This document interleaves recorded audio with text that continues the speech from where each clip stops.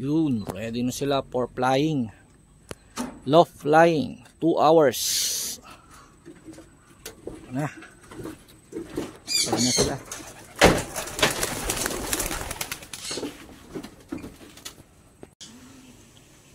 Bali nung nakaraang vlog natin about sa sa 1 hour flying technique. Ngayon naman 2 hours. So 2 hours. So ang time ngayon ay nasa 2 o'clock ng hapon. So bali aabangan natin yung ibon natin. So ito yung panahon. Medyo makulimlim, mahangin, at medyo may konting ambon na pumapatak-patak. So yun mga kaibonatics, bali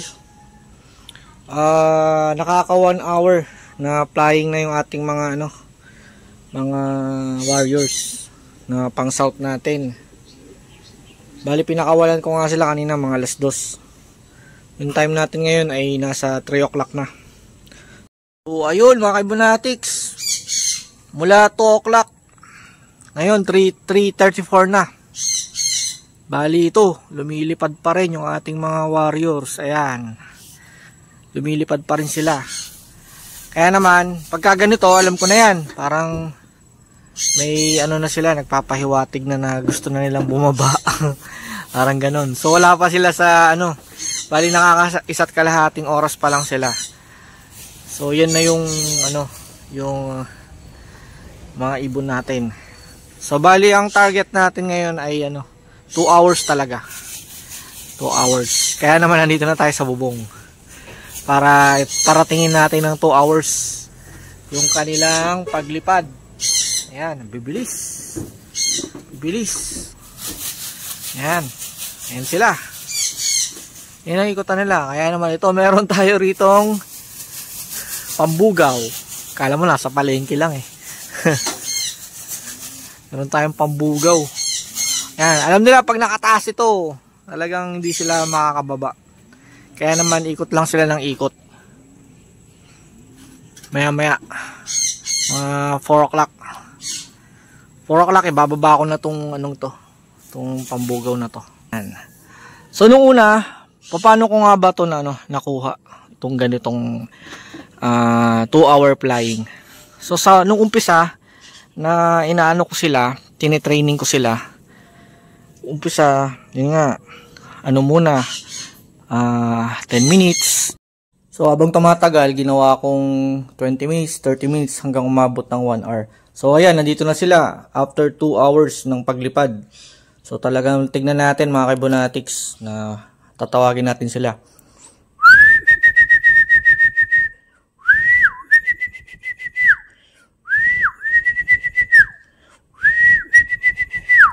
Yan, bumababa na sila. At sabay-sabay na silang kakain yan. Ayan sila kaibonatics. Talagang lahat pasok. Hindi sila mahirap hindi sila mahirap papasukin kapag ganyan na pagod sila. Talagang diretso lahat. Basta nakahanda na. Pagdating nila, nakahanda na yung tubig. Nakahanda na rin yung pagkain nila. At yun, sabay-sabay silang kumain. Yan, mabilis lang nilang kainin yan. Siyempre sa pagkain nila, hindi mawawala yung mga supplements na nilalagay natin. Yung mga breweries, yung pig mineral, picotrine, pati yung cod liver oil na pang binding natin. Pwede rin dyan yung lagyan ng red cell.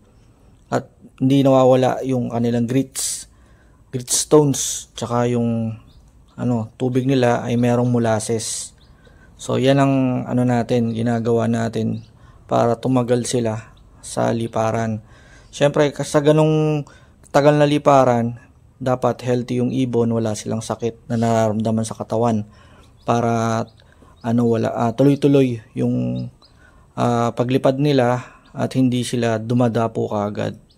So nasa motivation din. So lahat ng mga tumatambay, tamad lumipad, inaalis natin. At itinitira natin yung mga masisipag lumipad. So silang lahat yung mga masisipag na lumipad. Talagang minotivate natin sila mula inakay hanggang paglaki nila, hanggang maging nasa 6 months, 5 months, 4 months yung mga edad ng mga yan. Yun yung minotivate natin sa mga ibon natin para tuloy-tuloy yung training. Kasi sa larangan ng racing pigeon, ang kalaban natin dito yung oras. So kailangan mapabilis yung paglipad nila, mabilis din yung trapping, yung pagpasok nila sa kanilang loft, at mabilis yung pagtawag natin sa kanila. So yan, so far maganda naman yung sistema na binubuo natin at ina-apply natin dito sa ating loft. Kaya naman makikita na ninyo naman yung ibon ay talagang matagal lumipad. So advantage yan kapag mga kaibonatics, lalo sa mga baguhan na kagaya natin, na advantage na matagal lumipad yung ibon at hindi hingalin. Kasi kapag ganoon, dire-diretso lang talaga ang uwi niyan. So proper motivation na lang talaga. So kung medyo nag-mature na sila, lalagyan na lang natin sila ng pares para talagang yung homing instinct nila ay lalong lumakas. At syempre pagkatapos ng loft flying, baka next week kapag nakabili o nakagawa na tayo ng training box, itotos na natin sila palayo ng palayo, going to south direction. So doon tayo paunti-unti magtotos para masanay sila at ma-familiarize sila sa lugar dito sa Pampanga. At pagdating ng November to December, yun na. Doon na yung club training at yung derby race, probably itong December dito sa COSA at sa BBC na club. So nandito nga pala kay Bonatics yung natin, yung ating nag-iisang naka BBC. Yan, naka BBC na ang number niya ay 2521403. So nag-iisa na lang yan na panlaban natin sa BBC, sa SDR, sa darating na SDR South Derby Race. Mga November to December ang training. Yan. So silipin natin. So sa hawak ko mga kaibonatics, bilog pa yung katawan niya. So consistent na sila na lumilipad ng 1.5 hour to 2 hours. So kanina pinalipad ko sila 2 hours. So mamayang hapon ulit mga 2 hours. So nag-i-start ako magpalipad mga alas 2. Yung katirikan ng araw talaga. Pagkatapos bababa sila alas 4 o mga 4:05 o 4:10, mga ganun ang baba nila. So ito yung katawan pala niya. So ayan, bilog pa. Ayan ganda pa yung pakpak niya. Ayan.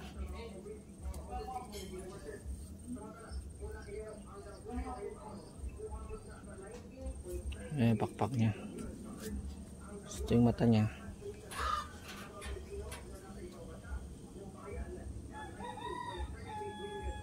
Pearl eye. So puting-puti yung ilong niyan kay Bonatics. Healthy talaga sila.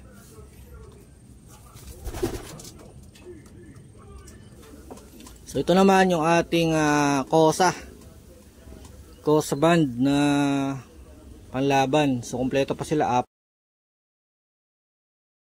apat pa sila. So ring number niya ay COSA SDR 2026 11682 ang kanyang ring number. So kita-kita nyo naman kay Bonatics ang kanyang ilong.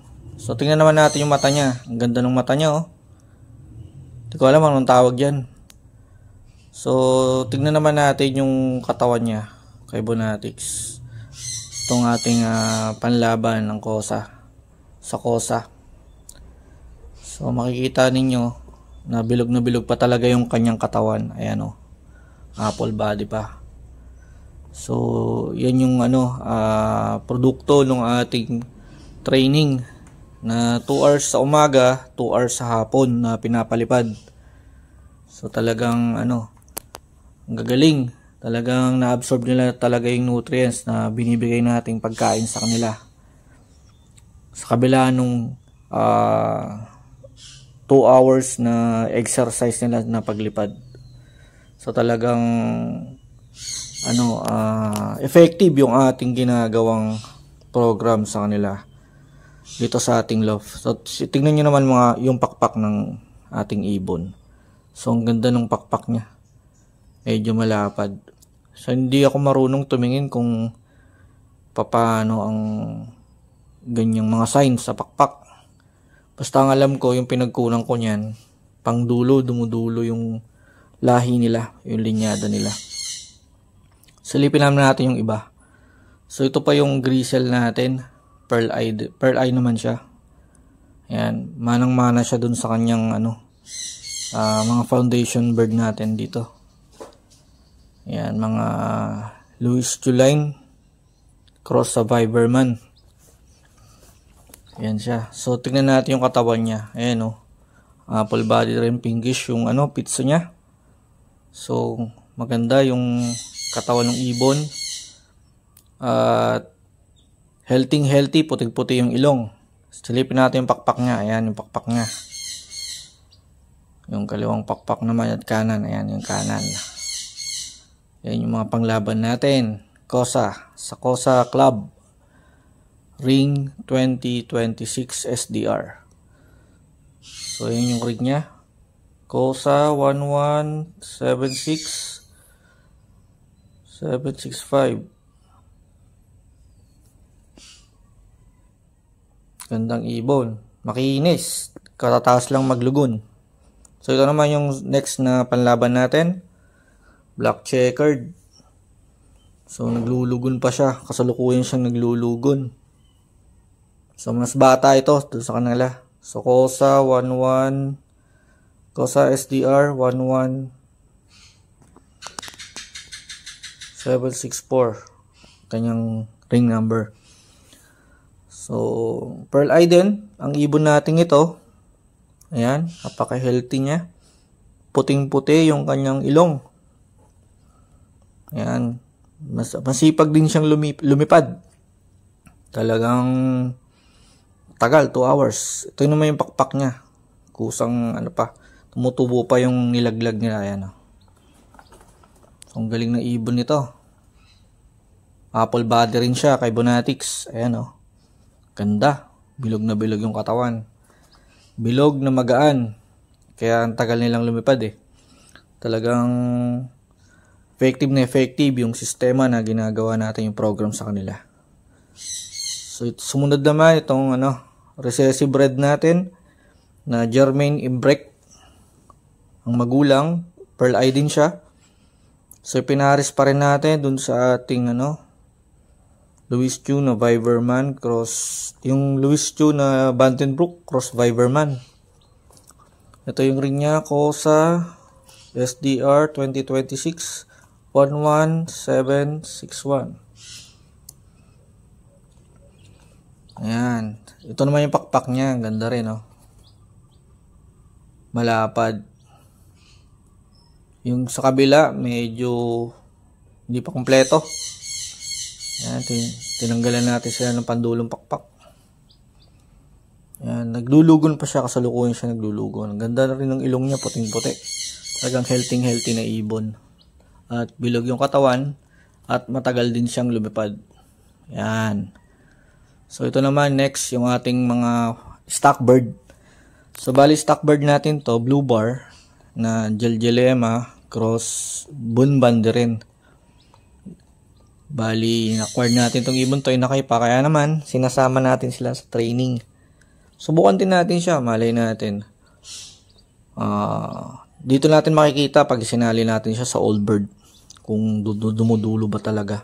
Kung totoo ba yung sinasabi nung ating napagkunan yan. So, ganda rin yung pakpak niya. Lalapad.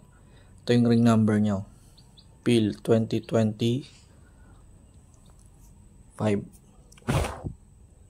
Yan, kulay white.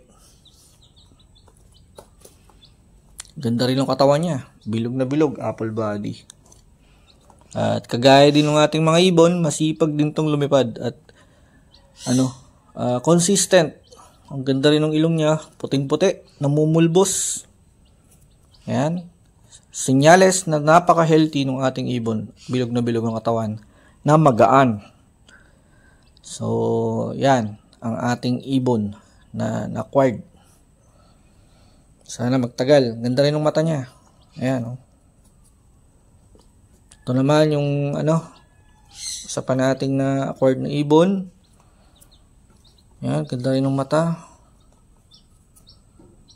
Black checkered.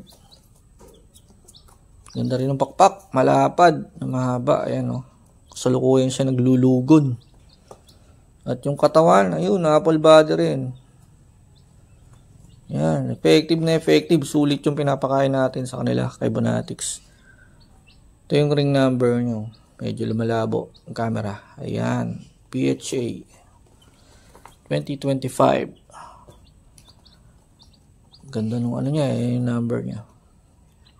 Ganda nung ring niya, kulay green.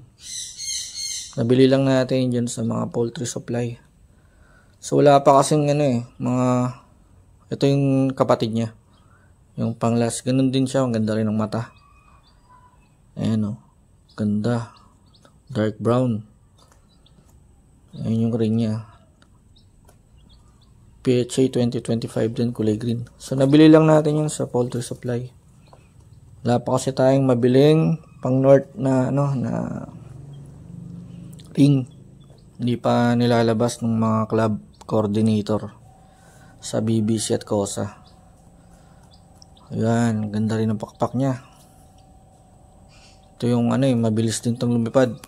Sumasabay din sa ating mga warrior kay Bonatics. So, sana sa loft training consistent sila at hindi na sila mawala. At para pagdating ng November sa club training na nila ay tuloy-tuloy lang nila yung kanilang performance dito sa loft. At next week, pag natapos natin gumawa ng training box, unti-unti na natin silang itotos at i-vlog din natin yung ating progress sa pagtutos sa kanila. So, yun lang mga Bonatics, ang ating update sa ating program na 2 hours loft life.